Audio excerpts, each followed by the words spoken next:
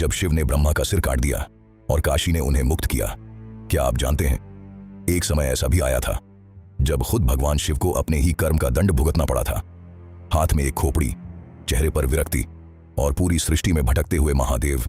लेकिन सवाल यह है, ऐसा क्या हुआ कि शिव को बनना पड़ा भिक्षुक, और क्यों सिर्फ एक जगह वाराणसी ही उनके पाप का अंत कर सकी?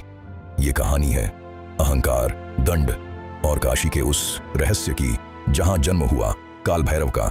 सृष्टि के आरंभ में जब कुछ भी नहीं था, तब प्रकट हुए ब्रह्मा, सृजन के देवता। उन्होंने इस ब्रह्मांड को आकार दिया, जीवन दिया, व्यवस्था दी। लेकिन धीरे धीरे सृजन ने जन्म दिया एक और चीज को, अहंकार। ब्रह्मा ने स्वयं को सर्वोच्च मानना शुरू कर दिया। उन्होंने कहना शुरू किया, मैं ही सब कुछ हूं, मुझसे ऊपर कोई नहीं। देवताओं ने समझाया, ऋषियों ने चेतावनी दी, लेकिन जब अहंकार बढ़ता है तो सत्य भी छोटा लगने लगता है। यह बात जब भगवान शिव तक पहुंची तो उन्होंने पहले इसे अनदेखा किया, क्योंकि शिव न सृजन में बंधे हैं न विनाश में, वो तो संतुलन के स्वामी हैं। लेकिन जब ब्रह्मा का अहंकार सृष्टि के संतुलन को तोड़ने लगा, तब शिव प्रकट हुए। ब्रह्मा और शिव आमने सामने थे। ब्रह्मा ने कहा, मैं सृष्टि करता हूं, मुझसे बड़ा कोई नहीं। शिव ने शांत स्वर में उत्तर दिया, सृजन महान है, लेकिन खुद को ईश्वर समझ लेना विनाश का कारण बनता है। लेकिन इस बार ब्रह्मा नहीं रुके, और तभी शिव का धैर्य समाप्त हो गया।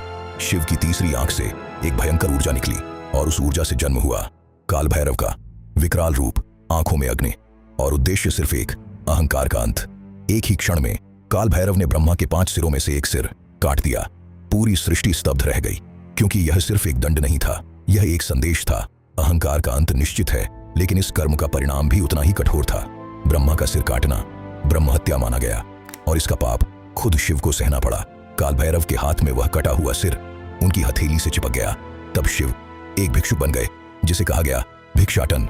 वो देवताओं के लोक में गए, धरती पर आए, हर जगह भटके, लेकिन वह खोपड़ी उनका साथ नहीं छोड़ रही थी। यह सिर्फ एक पाप नहीं था, यह एक अधूरा संतुलन था जो पूरा होना बाकी था। और फिर एक दिन शिव पहुंचे वाराणसी।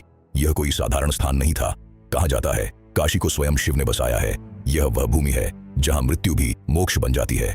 जैसे ही शिव ने इस भूमि पर कदम रखा, वह खोपड़ी उनके हाथ से अलग हो गई। सदियों का पाप एक क्षण में समाप्त हो गया, क्योंकि काशी सिर्फ एक नगर नहीं, यह मुक्ति का द्वार है। और तभी से काल भैरव को काशी का रक्षक माना गया।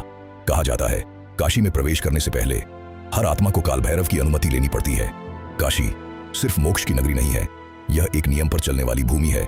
कहा जाता है, इस नगरी में 2 शक्तियां राज करती हैं, एक स्वयं भगवान शिव और दूसरे उनके ही उग्र स्वरूप काल भैरव। काल भैरव को यूं ही काशी का कोतवाल नहीं कहा जाता। मान्यता है कि जो भी काशी में प्रवेश करता है, उसके हर कर्म का हिसाब काल भैरव के पास दर्ज होता है।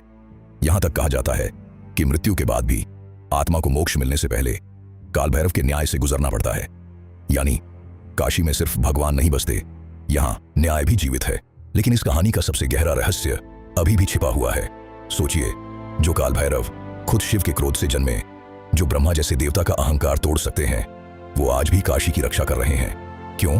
कहा जाता है, काशी सिर्फ मोक्ष का स्थान नहीं, बल्कि यह वह जगह है जहां कर्मों का अंतिम हिसाब होता है, और काल भैरव उस हिसाब के रक्षक हैं। इसलिए जो भी व्यक्ति काशी जाता है, उसे सिर्फ दर्शन नहीं करने चाहिए, बल्कि अपने कर्मों को भी देखना चाहिए, क्योंकि वहां कुछ भी छिपा नहीं रहता।